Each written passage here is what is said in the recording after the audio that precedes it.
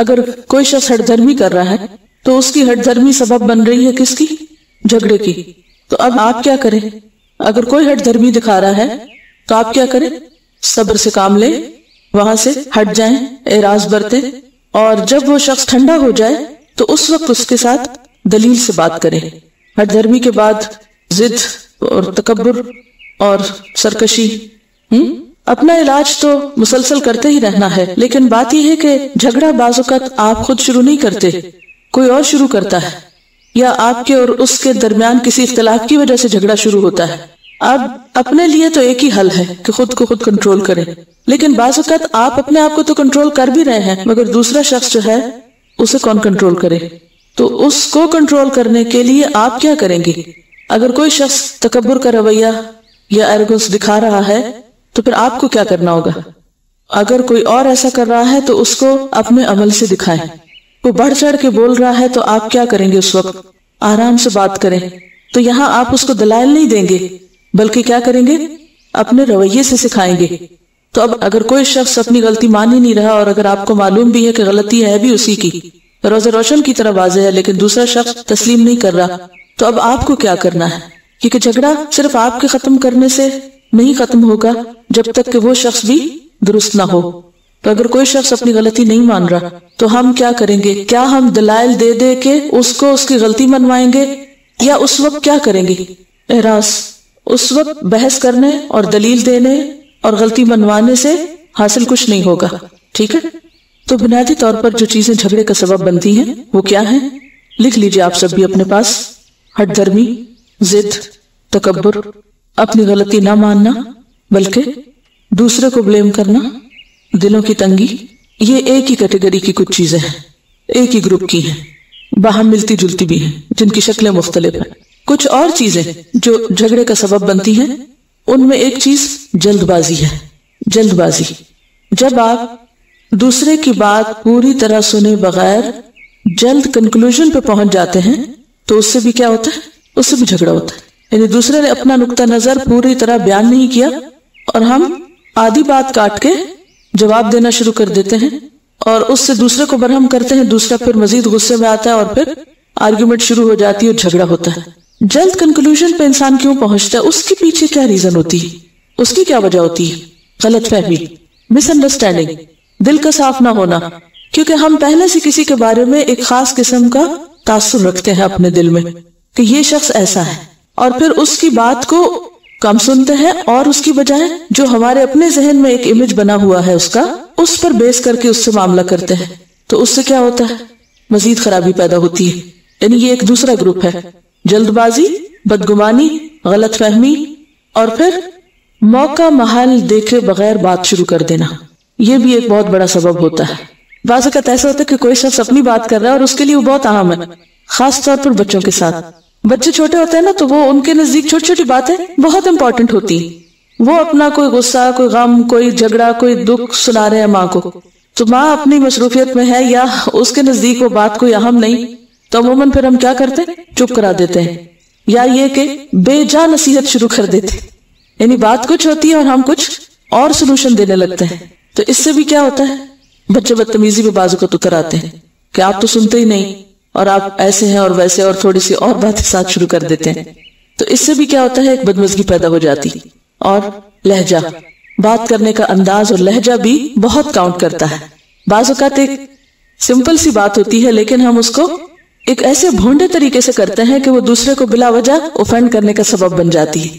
یعنی وہی بات اگر آپ اپنا سٹائل بدل کے کریں تو دوسرے کے لیے وہ بہت ایکسیپٹیبل ہوگی، لیکن چونکہ آپ کا انداز ٹھیک نہیں تو وہ آپ کی بالکل 100% حق اور سچ بات بھی دوسرے کے لیے ایک گولا بن کے لگتی ہے. Body language is also important. تو یہ سب چیزیں پھر ایک کیٹیگری میں آ جائیں گی. ٹھیک ہے؟ بے موقع محل بات، آؤٹ آف کانٹیکسٹ، دوسروں کے بزنس میں انٹرفیئر کرنا، اور بغیر مانگے نصیحت، اور بے وجہ دوسروں کے معاملات میں مداخلت. اسی طرح سٹائل کا غلط ہونا، باڈی لینگویج کا درست نہ ہونا. بعض اوقات ہم کہتے کچھ بھی نہیں، ایک شخص کو ایک بات کر رہا ہے، بھلے وہ بات غلط ہے، ہم اس پر کیا کرتے ہیں؟ ہنسنا شروع کر دیتے ہیں، یا ہم اس پہ ایسا فیس بنائیں گے کہ جس سے کیا ہوگا؟ وہ شخص جو آرام سے بات کر رہا تھا اب وہ برہم ہو جائے گا، چیخنا چلانا شروع کر دے گا. بعض اوقات آپ دیکھیں کہ بچے اپنی توتلی زبان میں یا کوئی غلط کانسیپٹ ان کا یا کوئی ناسمجھی کی بات وہ کر رہے ہوتے ہیں، بالکل ناسمجھی کی بات یعنی جس کی کوئی تک نہیں بنتی، تو آپ جب اس کو دیکھتے ہیں تو کیا کرتے ہیں؟ آپ سنتے ہیں تو کیا کرتے ہیں؟ کہتے کچھ نہیں، ہنسنا شروع کر دیتے ہیں، یا مذاق اڑانے کا ایک انداز ہوتا ہے، تو اس سے کیا ہوتا ہے کہ وہ چیخنا شروع کر دیتے ہیں، تو یہ بھی ایک فساد کا ذریعہ بن جاتا ہے۔ کسی کے کام یا اس کام کے پس منظر سے واقف نہ ہونا اور اس پر بے روک ٹوک تبصرے شروع کر دینا اور اس پر تنقید شروع کر دینا، یعنی اگر ایک شخص کسی اہم کام میں لگا ہوا ہے اور وہ اس کو کر کر کے تھک رہا ہے اور دوسرے کے نزدیک وہ کام بالکل اہم نہیں، اور وہ اچانک آتا ہے اور وہ دیکھتا ہے کہ یہ شخص اس میں لگا ہوا ہے اور وہ ایک نصیحت شروع کر دیتا ہے کہ تم مثلا گھنٹوں کمپیوٹر پہ بیٹھے ہوئے، مثلا ہم اپنے بچوں کے ساتھ بعض اوقات اسی طرح کرتے ہیں کہ وہ ہوم ورک کر رہے ہیں، کچھ واقعی جینوئنلی کچھ سرچ کر رہے ہیں، کچھ لکھ رہے ہیں، کوئی اہم پروجیکٹ ہے ان کا، لیکن ہمارے نزدیک چونکہ ایک دل میں غلط فہمی بیٹھی ہوئی ہے کہ جو کمپیوٹر کے نزدیک جائے گا وہ ضرور کوئی غلط کام ہی کرے گا، تو ہم کیا کرتے ہیں پھر اپنی اس بدگمانی کی وجہ سے ایک دم برسنا شروع کر دیتے ہیں اور اس کو سمجھ بھی نہیں آتی کہ وہ ہوا کیا۔ تو اس سے دوسرا شخص جو پہلے ہی کام کر کے تھکا ہوا ہے وہ فرسٹریٹ ہوگا اور وہ جوابی حملہ کرے گا، جس کے نتیجے میں بلا وجہ چٹاخ پٹاخ جھگڑا شروع ہو جائے گا اور اس کے بعد نوبت کہاں تک آئے گی کہ بول چال تک بھی بند ہو جائے گی۔ یہ کہتی ہے کہ ایک دفعہ یہ کسی مسجد میں داخل ہوئی اور بالکل تھوڑا وقت تھا مغرب ہونے کو، تو انہوں نے اثر نہیں ابھی پڑھی تھی تو اثر پڑھنا شروع کر دی، کیونکہ حکم یہی ہے کہ اگر کسی جینوئن ریزن کی وجہ سے آپ ٹریفک میں پھنس گئی یا کوئی ایسی وجہ تھی تو آخری لمحے سے پہلے بھی آپ من ادرک رکعۃ من الصلاۃ فقد ادرک الصلاۃ، جس نے ایک رکعت بھی نماز کی پالی ٹائم کے اندر، اگلی نماز کے شروع ہونے سے پہلے، گویا اس نے نماز پا لی۔ تو اتنے میں انہوں نے نماز شروع کی تو جو آس پاس خواتین بیٹھی تو انہوں نے گرمبل کرنا شروع کر دیا اور تنقید شروع کر دی۔ تو یہ کہتی ہیں کہ ان کی نماز اتنی خراب ہوئی کہ ان کا خون کھولنے لگا اور انہوں نے سوچا کہ میں ایک لمبا درس یہاں پر دوں۔ پھر دیا تو نہیں آپ نے، کیا کیا آپ نے اس وقت؟ اور اگر آپ خاموش نہ ہوتی تو مسجد میں جھگڑا شروع ہو جاتا۔ اسی کے بارے میں ہم نے عباد الرحمن کی صفت پڑھی ہے نا، وَإِذَا خَاطَبَهُمُ الْجَاهِلُونَ قَالُوا سَلَامًا، سلام پھیرا اور سلام کر کے چلے گئے، کیونکہ اگر کوئی سننے کے موڈ میں ہی نہیں ہے تو آپ کو بتانا بعض اوقات اس جھگڑے کو مزید طول دے سکتا ہے۔ ہر چیز کا سولوشن موجود ہے، وہ چیزیں جو جھگڑے کا سبب بنتی ہیں اور ایک سے زیادہ بار وہ چیزیں مشکل پیدا کرتی ہیں، تو بجائے اس کے کہ انسان صرف پھر خاموشی اختیار کرے اور صرف اعراض کرتا رہے، ایسے مواقع پر سولوشن بھی ڈھونڈنا چاہیے، ان اسباب کو جاننا چاہیے کہ جو مسائل پیدا کر رہے ہیں اور اس کا بہتر حل بھی نکالنا چاہیے۔ پھر اسی طرح اسی گروپ میں ایک اور چیز آتی ہے، بے سوچے سمجھے بولتے چلے جانا، کوئی ہماری بات سن رہا ہے یا نہیں سن رہا، کوئی ہماری طرف توجہ دے رہا ہے یا نہیں دے رہا، ہم گفتگو کرتے چلے جائیں، اور اس میں بھی بعض اوقات غیر ضروری باتیں جو ہیں وہ جھگڑے فساد کا سبب بن جاتی ہیں، کیونکہ وہ دوسروں کی دراصل دل آزاری کرتی۔ اس کے علاوہ ہم نے پچھلی دفعہ چغلخوری پر بھی حدیث پڑھی تھی اور گلے شکوے وغیرہ کے اوپر بھی بات ہوئی تھی۔ یہ جو بات ہوئی نا باڈی لینگویج کی اور ہمارے ایکسپریشن اور ہمارا جو رویہ ہے یا ہماری چال ڈھال ہے، عباد الرحمن کی صفت قرآن پاک میں کیا آتی؟ الذین یمشون علی الارض ہونا، اور یمشون کیا ہے؟ ہماری چال ڈھال، ہمارا رویہ، ہماری باڈی لینگویج ہے بیسیکلی، کہ ہمارے ایکشنز کیا ہیں۔ اگر ہم چل رہے ہیں اور چلتے ہوئے پاؤں پٹک رہے ہیں تو اس سے دوسرا شخص کیا اندازہ لگائے گا کہ یہ شخص بیڈ موڈ میں ہے، برہم ہے، لہٰذا وہ بھی ڈیفینسو ہونے لگے گا، اچھا اب اس کی طرف سے مجھ پر آئی کوئی چیز تو میں پہلے سے ہی ہتھیار سنبھال لوں، یعنی وہ بھی اسی طرح ریاکٹ کرنے کا انکانشیسلی طریقہ سوچے گا۔ تو اگر ہم اس صفت پر عمل کر لیں اللہ تعالیٰ کے پیارے بندوں کی، کہ اپنی چال میں اور اپنے رویے میں ایک نرمی اور ایک عاجزی پیدا کر لیں، تو اس سے بھی آپ دیکھیں کہ بہت سے جھگڑے خود بخود ختم ہو جائے گا۔ اور پھر یہ ہے کہ جھگڑا شروع ہونے سے پہلے ہی اس کا علاج اور سد باب، کیونکہ ایک ہوتا ہے کہ ایک مشکل آ پڑے تو پھر اس کا علاج کیا جائے، اور ایک یہ ہے کہ مشکل آنے سے پہلے ہی پریکاشنز اور احتیاطی تدابیر اختیار کی جائیں۔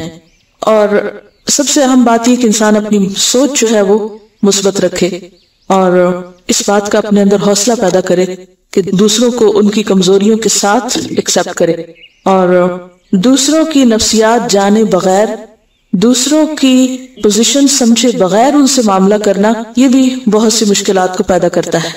چند باتیں میں اس حوالے سے اور کروں گی۔ سب سے اہم بات جو ہم سب کو سمجھنے کی ہے وہ یہ ہے کہ ہم اس دنیا میں امتحان کے لیے بھیجے گئے ہیں، اور ہر روز امتحان کا ایک نیا دن ہوتا ہے، اور امتحان مختلف طریقوں سے ہم پر آتے رہتے ہیں۔ کبھی ہم اپنی ذات کے اندر اپنے ہی ذہن اور اپنی ہی سوچ اور اپنے ہی رویے سے آزمائے جا رہے ہوتے ہیں، اپنی ہی خواہشات اور اپنی ہی سوچوں اور اپنی ہی تھنکنگ اور اپنے ہی مزاج کے ذریعے، اور کبھی دوسرے لوگ ہمارے لیے امتحان ہوتے ہیں۔ تو اہم ترین بات کیا ہے کہ ہم اس دنیا میں اپنی حیثیت کو سمجھیں اور جانیں کہ ہم یہاں امتحان کے لیے ہیں۔ خلق الموت والحیات لیبلوکم ایکم احسن عملا، اور ہم سب سے دیکھا یہ جا رہا ہے کہ ہم میں سے کون سب سے اچھے کام کرتا ہے۔ تو یاد رکھیے کہ جب تک ہم اس دنیا میں ہیں ہم امتحان میں ہیں، اور مسلسل امتحان میں ہیں، اور ہم اس سے بھاگ نہیں سکتے، کیونکہ ہم ہیں ہی اس کام کے لیے یہاں پر کہ ہمیں پرکھا جائے کہ ہم مختلف سچویشنز میں اور مختلف معاملات میں کرتے کیا ہیں۔ ایکم احسن عملا، کہاں کون سا رویہ اور کون سا طریقہ احسن طریقہ ہے۔ امتحان کے لیے اللہ تعالیٰ نے اس دنیا میں طرح طرح کی رنگا رنگی پیدا کی ہے، ڈفرنٹ کلرز پیدا کیے ہیں، مختلف مزاج پیدا کیے ہیں۔ ہر دو لوگوں کا آپس کا مزاج فرق ہوتا ہے، خواہ وہ ماں بیٹی ہو، خواہ وہ بہن بھائی ہو، خواہ وہ شوہر بیوی ہو، خواہ وہ دو دوست ہوں، کوئی بھی دو انسان باہم مختلف ہوتے ہیں۔ اسی طرح مرد اور عورت کا مزاج بھی مختلف ہوتا ہے۔ یہ اختلاف امتحان ہے۔ یہ اختلاف کس لیے ہے؟ امتحان کے لیے۔ اگر سارے لوگ ایک طرح سوچتے، ایک طرح بولتے، ایک ہی طرح کی چیزیں پسند کرتے، ایک ہی طرح سب کام کرتے، تو پھر کیا ہوتا؟ کوئی امتحان نہ ہوتا، کوئی اختلاف نہ ہوتا اور کوئی امتحان نہ ہوتا۔ تو چونکہ اللہ نے ہمیں امتحان کے لیے پیدا کیا، اس لیے اس نے اس دنیا میں اختلاف رکھا، سوچ کا اختلاف، مزاج کا اختلاف، پسند اور ناپسند کا اختلاف، اور جنس کا اختلاف، رنگوں کا اختلاف، زبانوں کا اختلاف، موسموں کا اختلاف، رات اور دن کا اختلاف۔ تو یہ دنیا ہر طرف کنٹراسٹ سے، تضادات سے، اختلافات سے بھری ہوئی ہے، اور یہ ایک فطری طریقہ ہے، یہ چیز نیچرل ہے۔ آپ اپنی ساری زندگی بھی اس چیز میں لگا دیں کہ ان اختلافات کو ختم کر دیں، تو کیا آپ ختم کر سکتے ہیں؟ کیا آپ دنیا سے اختلاف مٹا سکتے ہیں؟ باہم عداوت اور دشمنی رکھنے والوں کا اختلاف تو ہے ہی۔ یاد رکھیے، باہم شدید محبت کرنے والوں میں بھی اختلاف ہوتا ہے، قریب ترین لوگوں میں اختلاف ہوتا ہے۔ ماں سے بڑھ کر اپنے بچے سے محبت کرنے والا کون ہو سکتا ہے؟ کیا ماں کا اپنے بچے سے اور بچے کا ماں سے کوئی اختلاف نہیں ہوتا؟ ہوتا ہے۔ شوہر اور بیوی باہم ایک دوسرے سے کتنی محبت کرتے ہوں، کتنے ہی ایک دوسرے کے مددگار اور سپورٹر ہوں، لیکن ان میں اختلاف ہوتا ہے۔ It's very natural. We have to accept it. ہمیں اس کو قبول کرنا ہوگا، ہمیں اس کو ماننا ہوگا۔ باہم ہمارے بچے ہر ایک اپنے مزاج پر ہوتے ہیں، ہمارے بچے ہوتے ہیں، ہماری اولاد ہوتی، ایک ماں باپ نے جنم دیا ہوتا ہے، لیکن ہر بچہ الگ مزاج رکھتا ہے، یا نہیں؟ آپ ان سب کو ایک کریں، کر سکتے ہیں؟ سب کی ایک سوچ کر دیں، سب کو ایک ہی چیز پسند کروائیں، سب ایک ہی کچھ کھائیں، سب ایک ہی طرح کا پہنے؟ نہیں۔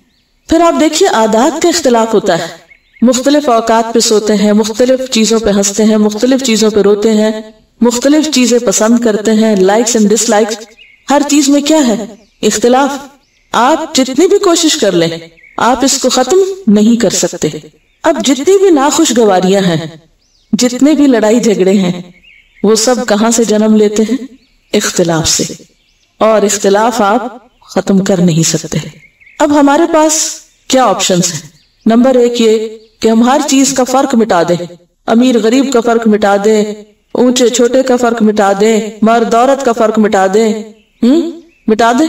اس آپشن پہ عمل کریں، کر سکتے ہیں؟ پاسبل ہے؟ امپاسبل۔ آپ فرق نہیں مٹا سکتے۔ اب مثلاً بہن بھائیوں میں ایک امیر ہے، غریب ہے، امیر اپنا آدھا مال غریب بہن بھائی کو دے دے اور دونوں برابر ہو جائیں گے؟ ہو ہی نہیں سکتے۔ اب جب تک وہ ایک امیر اور ایک غریب ہے تو وہ آپس کی ایک فیلنگ اختلاف کی اور ایک ناخوشگواری کی رہے گی نا۔ غریب کو امیر سے، امیر کو غریب سے شکوہ شکایت رہے گا نا، یا نہیں رہے گا؟ رہتا ہے نا۔ جتنی بھی آپ کوشش کر لیں اچھا بننے کی، لیکن آپ اس کو ختم نہیں کر سکتے، وہ اپنی جگہ رہے گا۔ تو دوسری آپشن ہمارے پاس کیا ہے؟ ان چیزوں کا مقابلہ کریں، غریب کا میں امیر کا مقابلہ کر کے چھوڑوں گا، لہٰذا مقابلے میں وہ کیا کرتا ہے؟ پھر ادھر ادھر سے قرض لیتا ہے یا جھوٹا رویہ اختیار کر کے اس کے برابر آنے کی کوشش کرتا ہے۔ اس ساری ایفرٹ میں وہ خود کو دھوکہ دے رہا ہوتا ہے، کیونکہ یہ فرق اللہ نے رکھا ہے، آپ نہیں مٹا سکتے، آپ مقابلہ نہیں کر سکتے۔ امیر غریب کو شٹ ڈاؤن کر کے اس کا مقابلہ کرنے کی کوشش کی کہ میں اس کو چپ کرا کے رکھوں گا، میں اس کو مزہ چکھاؤں گا، کرے؟ چپ کرا سکتا ہے؟ نہیں۔ لہٰذا نہ آپ فرق مٹا سکتے ہیں، نہ آپ مقابلہ کر سکتے ہیں۔ کوئی بھی شخص یا تو آپ سے اونچا ہے یا آپ سے نیچے ہے، کیونکہ یہ فرق اللہ نے رکھا ہے ہر چیز میں، خواہ مال ہو، خواہ علم ہو، خواہ حسن ہو، خواہ ذہانت ہو، جتنی بھی نعمتیں انسانوں کو ملی ہیں ان میں تقسیم کس کی ہے؟ یہ ساری اللہ کی۔ اگر کوئی مجھ سے زیادہ خوبصورت ہے تو اس کو کس نے بنایا؟ اللہ نے۔ مجھے کیا حق پہنچتا ہے کہ میں اس پر جلوں یا کڑوں؟ چلو اس پر نہیں تو اپنے آپ پر ہی جلوں، وائے؟ کوئی ضرورت نہیں اس کی۔ کسی کے پاس مجھ سے زیادہ وسائل ہیں، سہولتیں ہیں، فیسلٹیز ہیں، کس نے دی؟ سب اللہ نے۔ یہ اللہ کی دین ہے، تقسیم ہے۔ مجھے اس پر ناراض ہونے کی کیا ضرورت ہے؟ اور مجھے اس پر اپنا دل چھوٹا کرنے کی کیا ضرورت ہے؟ مجھے رونے دھونے کی کیا ضرورت ہے؟ مجھے کیا کرنا ہے؟ اللہ کی تقدیر کے اس فیصلے کو اپنے حق میں قبول کرنا ہے کہ اللہ نے مجھے اسی مقام پہ رکھا ہے۔ تو تیسری آپشن ہمارے پاس کیا رہ جاتی ہے؟ ایکسپٹ اٹ، اس کو قبول کر لیں کہ یہ تو ہے، یہ تو رہے گا، یہ تو ختم نہیں کر سکتے۔ نہ فرق مٹا سکتے ہیں، نہ ہم مقابلہ کر سکتے ہیں، نہ ہم جھگڑا کر سکتے ہیں۔ ہم کیا کر سکتے ہیں؟ ایکسپٹ کریں۔ پھر آپ دیکھیے کہ انہی اختلافات کی وجہ سے، خواہ ہم گھر کے اندر ہوں ایک پروٹیکٹڈ ماحول میں، اپنے پیاروں کے اندر ہوں، یا ہم گھر سے باہر ہوں، کسی ادارے میں ہوں، کسی مارکیٹ پلیس پہ ہوں، کہیں بزنس کر رہے ہوں، جہاں بھی لوگوں کے ساتھ ہمارا واسطہ پیش آئے گا، کیا ہوگا؟ اختلاف ہوگا یا نہیں ہوگا؟ گھر کے اندر بھی ہوگا، پیاروں میں بھی ہوگا، دوستوں میں بھی ہوگا، اور گھر کے باہر بھی ہوگا۔ آپ اسے ختم نہیں کر سکتے۔ کیا آپ اس سے گریز کر سکتے ہیں؟ آپ کے گھر میں اختلاف ہے، آپ گھر چھوڑ جائیں؟ آپ کے اسکول میں اختلاف ہے، آپ اسکول چھوڑ جائیں؟ آپ کے بزنس پارٹنر سے آپ کو اختلاف ہے، آپ اس سے الگ ہو جائیں؟ شوہر بیوی میں اختلاف ہے، وہ ایک دوسرے سے الگ ہو جائیں؟ بہن بھائیوں میں اختلاف ہے، وہ ایک دوسرے سے بول چال چھوڑ دیں؟ ملنا جلنا، غمی خوشی سب کاٹ دیں؟ کیا یہ حل ہے؟ یہ حل نہیں ہے۔ لیکن عموماً ہم اسی کو حل بنائے ہوئے ہیں، اسی کو ہم حل کے طور پہ سوچتے ہیں۔ کاٹو اس سے، بھاگو اس سے، چھوڑو اس کو، ختم کرو اس کو۔ شیطان ہے جو ہمارے دل میں یہ حل ڈالتا ہے، یہ راہ ہمیں سجھاتا ہے۔ ایک اور طریقہ یہ ہے کہ ہم ان اختلافات کی وجہ سے یا ان کے نتیجے میں جو چیزیں ہمارے سامنے آئیں ان کی شکوے شکایتیں شروع کر دیں، ہر جگہ ہر وقت۔ شوہر بیوی میں اختلاف ہے تو ہر جگہ جہاں بیٹھے شوہر کے خلاف باتیں شروع کر دیں۔ بہن بھائیوں کے ساتھ ہے تو جہاں بیٹھے بہن بھائیوں کے شکوے شروع کر دیں۔ کولیگز میں اختلاف ہے تو جہاں بیٹھے کولیگز کے آپس کے اختلاف کو ڈسکس کرنا شروع کر دیں۔ واٹ ایور، جہاں کہیں بھی آپ ہیں، ہر شخص کے مختلف انسانوں کے ساتھ ملاپ کے مقامات ہوتے ہیں۔ کچھ جگہوں پر تو انسان مجبوراً رہ رہا ہوتا ہے اور کچھ جگہوں پر اپنی چوائس سے رہ رہا ہوتا ہے۔ تو بات یہ ہے کہ اختلاف سے آپ بچ نہیں سکتے، فرق آپ مٹا نہیں سکتے۔ آپ کو اس سچویشن کو سمجھنا ہے، ٹکراؤ سے پرہیز کرنا ہے اور حل تلاش کرنا ہے۔ حل تلاش کرنے میں پہلا مرحلہ اعراض برتنا ہے، اوائڈ کرنا ہے۔ مثلا شوہر اور بیوی کے مزاج میں فرق ہے، ایک کو گرمی لگتی ہے اور ایک کو سردی لگتی ہے، ایک رات جلدی سونے کا عادی اور دوسرا بہت دیر سے سونے کا عادی ہے، ایک جلدی اٹھنے کا عادی ہے تہجد پڑھنے کا اور دوسرا 9-10 بجے اٹھنے کا عادی ہے۔ اب کیا کریں گے آپ؟ اب اس کا حل یہ تھوڑی ہے کہ صرف اس ایک مسئلے کی وجہ سے ایک دوسرے کو چھوڑ دیا جائے۔ کمپرومائز، ایک دوسرے کو ایکسپٹ کر لیں، ایک دوسرے کی کمزوریوں کو جان لیں کہ یہ دوسرے کی ویکنس ہے اور اسی کے اندر رہتے ہوئے حل تلاش کر لیں، اور حل نکل سکتا ہے آپس کے سمجھوتے سے۔ دنیا کا کوئی مسئلہ ایسا نہیں کہ جہاں حل نہ ہو، حل ہر جگہ موجود ہے، لیکن دوسرے کو اس بات پر لانا کہ آپس میں حل تلاش کر لیا جائے، یہی چیز کامیابی ہے۔ اسی کے لیے اللہ نے عقل دی ہے۔ یہ ہمارا امتحان ہے کہ ہم اب اس میں کرتے کیا ہیں، آسان طریقہ یا آسان رویہ کیا کرتے ہیں۔ پھر چوائس ہو جاتی ہے، ایک یہ کہ روز لڑیں، روز ایک دوسرے کو سنائیں، اور ایک یہ ہے کہ دوسرے کو ایکسپٹ کر لیں کہ اب اس کی کمزوری ہے، اسے زیادہ نیند آتی، یہ زیادہ سونے والی ہے، یہ والا ہے۔ یعنی ہر چیز میں فرق ہوگا تو اس میں ایک دوسرے کے مزاج کو پہچانے، کیونکہ 20-25 سال دونوں الگ الگ جگہوں پر پلے بڑھے رہے، الگ جگہ پرورش ہوئی، الگ ماحول، الگ مزاج. اب وہ جب ایک جگہ اکٹھے ہوں گے تو فرق تو لازماً ہوگا، میاں بیوی کا فرق ہوگا اور پھر ماحول کا اور تربیت اور بیک گراؤنڈ. تو ایسے میں ایک دوسرے کو لیٹ ڈاؤن کرنے کی بجائے اور اپنے گھر کی مثالیں پیچھے کی دینے کی بجائے کہ ہمارے ہاں تو یہ ہوتا تھا اور میرے ابا یہ کرتے تھے اور میری اماں یہ کرتی تھی اور فلاں یہ کرتا تھا اور یہاں تو یہ نہیں ہوتا، ان باتوں سے کچھ حاصل نہیں. اب آپ پیچھے سے آ چکے ہیں، اب آپ یہاں پر ہیں، اب آپ کو اس کے مطابق خود کو زیادہ سے زیادہ ایڈجسٹ کرنے کی کوشش کرنا ہے، اور دونوں کو کرنا ہے. دونوں آپس میں اختلاف کے باوجود اس پر اتفاق کر لیں کہ ہمیں آپس میں رہنا ہے اور ہم ایک دوسرے کے لیے زیادہ سے زیادہ سہولت پیدا کریں، اس اختلاف کے باوجود ساتھ چلیں اور اس پر اللہ سے اجر کی توقع رکھیں. کیونکہ جب ہم کسی تکلیف پر صبر کرتے ہیں تو اس پر اجر بھی تو پاتے ہیں. اگر ایک شخص ہمیں ستانے کا مسلسل ایک سبب بنا ہوا، یعنی یہ ایک دوسرے کو ستانے والی بات بھی ہو جاتی ہے نا. اب ایک شخص کو اگر روشنی میں یا لائٹ میں نیند نہیں آتی تو دوسرا شخص جو ہے وہ پورے کمرے کی لائٹ کھولنے کی بجائے کیا کرے، ٹیبل لیمپ جلا لے، بیڈ سائڈ پہ جو لیمپ ہے اس کو آن کر لے، اس کو اوپر اس کا رخ کرنے کی بجائے نیچے کر لے، دروازہ زور سے بند کرنے کے بجائے آہستہ کر لے. یعنی چھوٹی چھوٹی چیزیں جو اریٹیشن کا سبب بنتی ہیں اور غصے کا اور پھر ناراضگی کا اور لڑائی جھگڑے کا اور پھر بول چال ختم کرنے کا، جس میں اتنی زیادہ انرجی لگ جاتی ہے، اس کی بجائے ٹھنڈے دل سے بیٹھ کے کچھ چیزیں طے کر لیں، کچھ لیں اور کچھ دیں. اور یاد رکھیں کہ جب لینے دینے کا بھی معاملہ آتا ہے نا، وَأُحْضِرَتِ الْأَنفُسُ الشُّحَّ، دلوں میں تنگی رکھ دی گئی ہے. ہر شخص کیا چاہتا ہے، اس کا پلہ جھکے، اس کا حق مانا جائے، دوسرا زیادہ کمپرومائز کرے. ایسے میں کیسے کریں؟ ہاں، یہ ہو سکتا ہے کہ انسان محسن بن کے احسان کا درجہ حاصل کر کے اللہ کے ہاں بہترین اجر پائے، کیونکہ اللہ محسنین کو پسند کرتا ہے. اگر دوسرا ہار ماننے کو تیار نہیں اور دوسرا جھگڑا چھوڑنے کو تیار نہیں اور دوسرا خود کو بدلنے کو تیار نہیں، آپ احسن رویہ اختیار کر لیں، کیونکہ امتحان بھی تو اسی کا ہے نا. لِيَبْلُوَكُمْ أَيُّكُمْ أَحْسَنُ عَمَلًا.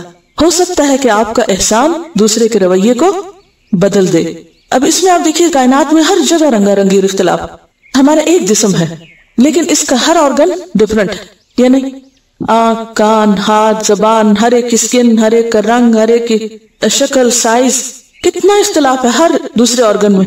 لیکن اللہ تعالیٰ نے ان کو اس طرح فکس کیا ہے کہ سارے مل کے کام کرتے ہیں اور تب ہم جا کے کچھ کرنے کے قابل ہوتے ہیں. اور اگر یہ سارا جسم آنکھ ہی بن جاتا اور سارا کان ہی بن جاتا اور سارا ہاتھ ہی بن جاتا تو ہم کیا ہوتے؟ کچھ بھی نہ ہوتے. اس کی تو کبھی نہ سوچے کہ سب لوگ ایک ہی جیسے ہو جائیں، لیکن سوچے کس بات پر کہ ہر ایک مختلف ہوتے ہوئے آپس میں ایک دوسرے کے ساتھ کتنا ایڈجسٹ کرے. آپ دیکھیے کہ ایک جوڑ دوسرے جوڑ میں کتنی تھوڑی جگہ پر باہم ملا ہوا ہوتا ہے نا. ایک ہڈی دوسری ہڈی میں جب پیوست ہوتی ہے تو دونوں کا جوڑ مضبوط ہے، کنیکشن کی جگہ بہت چھوٹی ہے، زیادہ حصہ آزاد ہے. تو اسی طرح انسانوں کے ساتھ جب انسان مل کے چلتا ہے تو زیادہ حصہ کیا ہے؟ آزاد چھوڑ دیں ایک دوسرے کو، اور جو کنیکشن کا حصہ اسے مضبوط رکھے. باہم احترام، باہمی بونڈ، جو رشتے اللہ نے بنائے، خواہ وہ خون کے رشتے ہیں، خواہ وہ سحر کے رشتے ہیں، خواہ وہ نسب کے یا رضاعت کے یا دوستی کے یا محبت کے یا اللہ کی خاطر بنائے ہوئے رشتے، یہ سارے رشتے، اس میں آپس کا جو بونڈ ہے، ایک دوسرے کی قدردانی اور احترام ہے، وہ باقی رکھیں اور باقی چیزوں میں دوسروں کو سانس لینے دیں، ان کو ان کے طریقے کے مطابق چلنے دیں. ایک اور بڑی مشکل یہ ہوتی ہے کہ جب ہم سب کو اپنی مرضی کے مطابق چلانا چاہتے ہیں، ہم اپنی مرضی ان پہ مسلط کرتے ہیں کہ نہیں تمہیں یہ کرنا ہی ہوگا اور تمہیں یہ اسی طرح کرنا ہوگا. اس طریقے سے دھوس جمانے سے، ڈومینیٹ کرنے سے اور دوسروں کو صرف اپنی مرضی کا تابع کرنے سے بعض اوقات دوسرے ستائے جاتے ہیں. تو دوسروں کو ستانا اچھا نہیں ہوتا. ایسے تمام چیزوں سے پرہیز ضروری ہے کہ جو دوسروں کو ستانے کا باعث بنے. پھر ایک اور مشکل یہ ہوتی ہے کہ بعض اوقات کسی شخص کی ایک کو بہت خراب عادت ہوتی ہے، اور ہر انسان میں کوئی نہ کوئی کمی بیشی ہوتی ہے، اور ہمیں اس سے بہت چڑ ہوتی ہے، ہمیں اسی عادت پہ بہت غصہ ہوتا ہے. اچھا ہم کیا کرتے ہیں؟ اب بھئی اس کو اتنا ادھر ہی رکھیں، نہیں اس کی باقی ساری خوبیوں، خیر، قربانیوں، نیکیوں، ان سب پر ہم پانی پھیر دیتے ہیں اور اس سے فائدہ نہیں اٹھاتے. اگر ایک شخص میں ایک کوئی خامی ہے اور 10 خوبیاں ہیں تو اس ایک خامی کی وجہ سے اسے دھتکار دینا اور 10 خوبیوں سے محروم ہو جانا، یہ کوئی عقل مندی کی بات تو نہیں ہے، یا ہے؟ نہیں ہے۔ تو مثلا ایک خامی جب تک برداشت نہیں کریں گے 10 خوبیوں سے فائدہ نہیں اٹھا سکیں گے۔ تو ایک خامی برداشت کرنا، ایک کڑوا گھونٹ بھرنا اور ایک کڑوی گولی کھانا بہت سی بیماریوں کے لیے کیا بن جاتا ہے؟ شفا بن جاتا ہے۔ مثلا اگر کسی سے کوئی ایک خرابی ہو گئی تو ہم اس کو بدنیت، منافق اور غیر مخلص ہونے کا فتویٰ دے دیں گے، الا یہ کہ کوئی شخص بار بار ایک ہی چیز کو پروو کرے تو وہ ایک الگ بات ہے کہ انسان پھر بیوقوف نہ بنے، محتاط رہے۔ لیکن بعض اوقات صرف ایک وجہ سے کسی شخص کے باقی سارے اچھے پہلوؤں کو نظر انداز کرنا یہ بھی نقصان دہ ہوتا ہے۔ ایک چیز جو بہت فائدہ دے سکتے وہ یہ ہے کہ کسی کے ساتھ کتنا بھی اختلاف ہو، کمیونیکیشن نہ چھوڑیں، کمیونیکیشن جاری رکھیں، باہم تبادلہ خیال جاری رکھیں۔ بہت سے لوگ اختلاف کے بعد سب سے پہلا حربہ جو اختیار کرتے ہیں وہ کیا ہوتا ہے؟ بول چال بند۔ بعض اوقات اس کو بھی ہم اعراض کہتے ہیں۔ یہ اعراض نہیں ہوتا، یہ ایکسٹریم ہے اعراض کی، کہ آپ دوسرے سے بات چیت بند کر دیں، گفتگو ختم کر دیں، میں تو اب اس کی شکل ہی نہیں دیکھنا چاہتا، یا میں تو اس سے اب بات کرنا ہی نہیں چاہتا۔ یہ نہیں ہونا چاہیے، کیونکہ اس سے کیا ہوگا؟ مسئلہ حل نہیں ہوگا، مسئلہ بڑھے گا۔ کسی کو حدیث یاد ہے جس میں بات چیت بند کرنے کے بارے میں کوئی مسلمان دوسرے مسلمان سے 3 دن سے زیادہ ناراض نہ رہے، کہ ایک دوسرے کو دیکھ کے ادھر سے ادھر ہو جائے، اور پھر اگر اسی حال میں موت آ گئی تو جنت میں نہیں جائیں گے؟ اور سب سے بہتر کون ہے ان دونوں میں؟ جو سلام میں پہل کر لے۔ ایسا ہوتا ہے کہ بعض اوقات ایک دوسرے سے اتنی ناراضگی ہو جاتی کہ بات کرنے کو بھی دل نہیں چاہتا، تو پھر ایسی صورت میں کیا کرنا چاہیے؟ کڑوی گولی کھا کے، کڑوا گھونٹ دوائی کا اندر کر کے اوپر سے ٹھنڈا پانی پی کے سلام کر لینا چاہیے، اور جو سلام کرے ساری نیکی وہ لے جاتا ہے۔ ہم عام طور پر اس کو اپنی شان کے خلاف سمجھتے ہیں۔ ہم کیا کہتے ہیں؟ اگر ہم نے سلام کر لیا تو اس سے کیا ہوگا؟ ہمارا رعب ختم ہو جائے گا اور ہماری شان میں فرق آ جائے گا۔ دیکھیے اللہ رسول کے جو مشورے ہیں نا، ان پر عمل کرنے سے شان میں فرق نہیں آتا، بلکہ بعض اوقات شان اور بڑھ جاتی ہے۔ بعض اوقات بالکل دل نہیں چاہتا انسان کا کہ وہ واپس پلٹے، لیکن اس وقت اگر یہ کہے کہ اللہ یہ تیرا حکم ہے، میں اس لیے کر رہا ہوں، تو اللہ کی طرف سے خوشخبری ہے کہ من تواضع للہ، جو اللہ کے لیے تواضع کرے گا، رفعہ اللہ، اللہ اسے اونچا کر دے گا، اللہ اس کو بلندی دے دے گا۔ تو بات یہ ہے کہ انسان اپنے آپ کو خود انتقام اور دشمنی کی جو نفسیات ہے اس سے بچائے، اور اختلاف میں تقوی کی حد نہ توڑے، تقوی کے اندر رہے۔ تقوی کیا ہوتا ہے؟ اللہ کا خوف، یعنی کسی سے ناراضگی میں ایسے الفاظ نہ کہے کہ جو حد سے بڑے ہوئے ہوں، زیادتی میں شمار ہو جائے۔ ان کا سوال یہ ہے کہ بعض اوقات ایسا ہوتا ہے کہ اگر ہم اعراضی برتیں اور خاموشی اختیار کر لیں تو دوسرا یہ سمجھنے لگتا ہے کہ وہ شاید صحیح ہے۔ وقتی اعراض کا مطلب یہ نہیں کہ دوسرے کو اس کی غلطی بتائی نہ جائے یا اس کی اصلاح نہ کی جائے۔ دیکھیے امر بالمعروف اور نہی عن المنکر، اور اگر کوئی غلطی کر رہا ہے تو اس غلطی پر اس کو احساس دلانا یہ بھی ہمارے فرائض میں سے ہے۔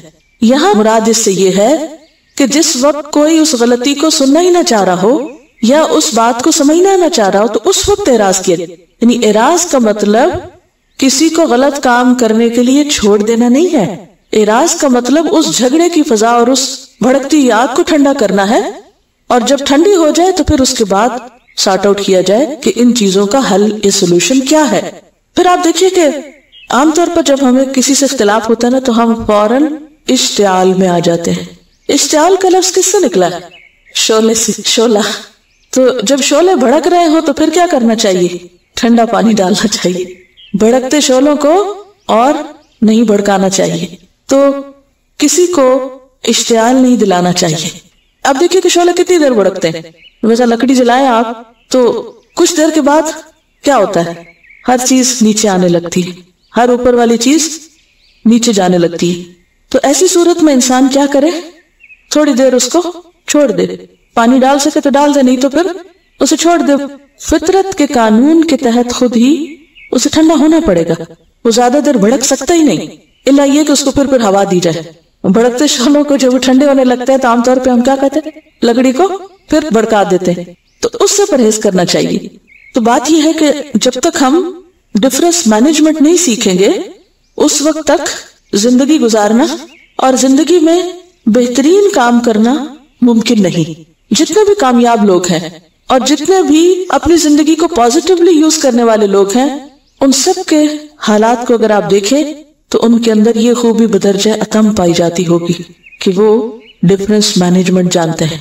اور ہم سب کو یہ فن آنا چاہیے اگر ہم واقعی اللہ کے دین کی خدمت کرنا چاہتے ہیں. اور اگر یہ فن نہیں آئے گا تو خود بھی مار کھاتے رہیں گے اور دوسروں کے لیے بھی اذیت کا سبب بنتے رہیں گے. تو اس کا سیکھنا بے حد ضروری ہے. اس میں آپ دیکھیے کہ اختلاف ہر جگہ ہوتا ہے. نان مسلمز میں بھی ہوتا ہے, مسلمز میں بھی ہوتا ہے, دین کی کام کرنے والوں میں بھی ہوتا ہے, قرآن پڑھنے والوں میں بھی ہوتا ہے, صحابہ کرام میں بھی ہوتا تھا یا نہیں ہوتا تھا نا. تو اس سے گھبرانا نہیں چاہیے کیونکہ بعض اوقات لوگ مایوس ہونے لگتے ہیں.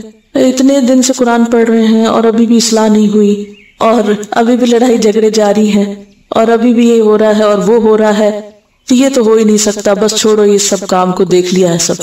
یہ کیسا جملہ ہے؟ کس کا پسندیدہ جملہ ہو سکتا ہے؟ یہ شیطان کا پسندیدہ جملہ ہے. کیوں؟ کیونکہ وہ یہی چاہتا ہے کہ ہم قرآن پڑھ کے بھی اور سیکھ کے بھی اور دین جان کے بھی کیا کریں, بالکل انجان اور جاہل لوگوں کی طرح معاملات کریں. تو ہمیں شیطان کو خوش نہیں ہونے دینا, ٹھیک ہے نا, ہمیں شیطان کو نہیں خوش ہونے دینا اور نہ ہی اس کو مضبوط ہونے دینا اور نہ ہی اس کا وار چلنے دینا ہے. لہٰذا بے حد ضروری ہے کہ جو لوگ اللہ کے نام پر اکٹھے ہوں, جو دین کی خدمت کے جذبے سے ایک جگہ جمع ہوں اور جن کے اکٹھا ہونے میں اور جن کی دوستی اور جن کی محبت میں اللہ تعالیٰ نے بہترین انعام کا وعدہ کیا ہے, اسے ایمان کے مکمل ہونے کی علامت بتایا ہے کہ جو من احب للہ و ابغض للہ فقد استکمل الایمان, کہ جس نے اللہ کی خاطر محبت کی, اللہ کی خاطر بغض رکھا, اس نے اپنا ایمان مکمل کر لیا. تو جو چیز ہماری ایمان کی تکمیل کا ذریعہ ہے اس چیز کو راستے میں نہیں چھوڑ دینا, ادھورا نہیں چھوڑ دینا. اور یہ چیز ایسے مفت میں بھی نہیں مل جاتی, اس کی بھی حفاظت کرنی پڑتی. ہر نعمت کی حفاظت ضروری ہوتی ہے. اللہ دلوں میں محبت ڈالتا ہے, پھر جب ہمیں نعمت مل جاتی تو ہم اس کو فار گرانٹیڈ لیتے ہیں, اس کا شکر ادا نہیں کرتے, اس پر اللہ کے شکر گزار نہیں ہوتے کہ اللہ نے یہ دلوں میں محبت ڈالی ہے. ہم سمجھتے بس یہ ڈل گئی ہے اور یہ اب ہمیشہ کے لیے ہمارے ہاتھ آ گئی ہے اور یہ ایسے ہی رہے گی. نہیں, ہر نعمت کی حفاظت ضروری ہے, ہر نعمت کی حفاظت ضروری ہے. تو اس نعمت کی حفاظت بھی ضروری ہے. تو اس میں سب سے پہلے کیا کریں گے آپ کہ لوگوں کو جیسے وہ ہیں ویسے ہی قبول کیا جائے, لوگوں کو ان کی کمزوریوں کے ساتھ قبول کیا جائے, یہ جانتے ہوئے کہ سب انسان ہیں, کوئی بھی فرشتہ نہیں ہے. لوگوں کو ان کی غلطیوں کے ساتھ جب قبول کریں گے تو یہ اسی وقت ہو سکتا ہے جب ہمارے اندر پھر برداشت ہوگی. دیکھیے ہر پھول کے ساتھ کانٹے بھی ہیں, یا ہر خوشگوار چیز کے ساتھ ناخوشگوار چیز ہے. حتیٰ کہ جنت بھی کس چیز سے ڈھانپ دی گئی ہے؟ ناخوشگوار چیزوں سے, ٹھیک ہے نا. تو اگر ہم ناخوشگوار چیزوں سے بچ کر یا مایوس ہو کر اپنے آپ کو ہی ختم کر دیں گے تو بڑی منزل تک نہیں پہنچ سکیں گے. تو یہ یاد رکھیے کہ ان ناخوشگواریوں سے تو واسطہ پڑنا ہی پڑنا ہے اور ان سے تو گزرنا ہی گزرنا ہے. یہ تو اس راستے میں آنی ہی آنی ہے چیزیں. لہٰذا مجھے مایوس نہیں ہونا. کہیں بھی تعلقات کی خرابی ہو, اختلافات ہوں, جھگڑے ہوں, اللہ پر بھروسہ کریں اور مایوس نہ ہو. دل کس کے ہاتھ میں؟ اگر کسی وقت اللہ نے کسی کا دل آپ کی طرف موڑا تو یہ اللہ نے موڑا. وہ اللہ ہے جو دلوں میں محبت پیدا کرتا ہے اور وہ اللہ ہے جو دلوں کو پلٹا بھی سکتا ہے, وہ محبتیں واپس بھی لے سکتا ہے. تو ہمیں مایوس نہیں ہونا, اس نعمت کی قدر کرنی ہے, اس پر شکر گزار ہونا ہے اور پھر اس چیز کو بھی آخرت کے لیے رکھنا ہے.